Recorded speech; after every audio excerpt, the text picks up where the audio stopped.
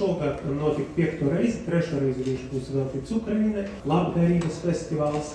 Šogad mums ir daudz jaunumu. Būs vasarā bērnu nometne Ukraiņu būs Ukraiņu mūziķi, atbrauks no Ukrainas. Un mums būs arī brīnišķīga dokumentāla kino diena. Especially thanks Andres for, first of all, gathering both Latvian and Ukrainian artists together to support them and to use the culture, the music for the sake of victory.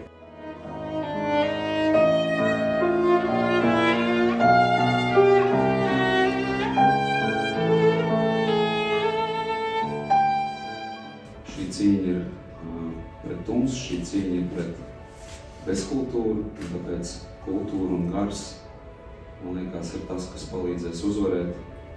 Un tas arī ir iemesls, kāpēc mēs atbalstam šo festivālu, jo mums vienam otru ir jāstiprina un nepakurstoši jāatbalsta Ukraiņu šajā grūtajā cīņā.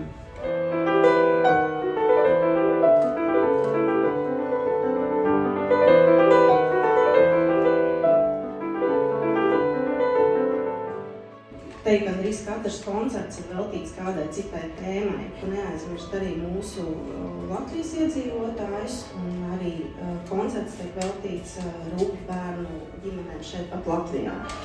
Paldies Andrei, paldies māksliniekiem, mūziķiem, kuri jau 5. gadu Osokana brīvības festivālā ir daļa no kaut kā lielāka.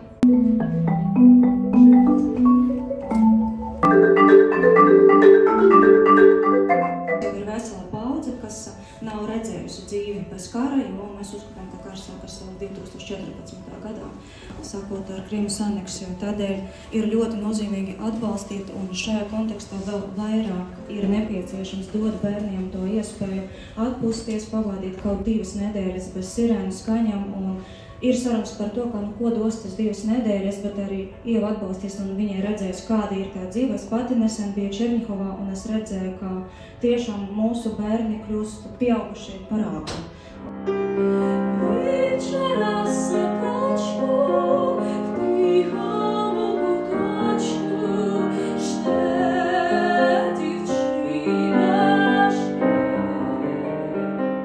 Tas, kas dod laikam to spītu, tās dusmas, ka mums arī Krievu raketēm neizdosies salauzt, jo Ukraiņus viņi nesalauž. Tāpēc ir jāturpina. Manā gadījumā mans ierocis ir mikrofons un kamera.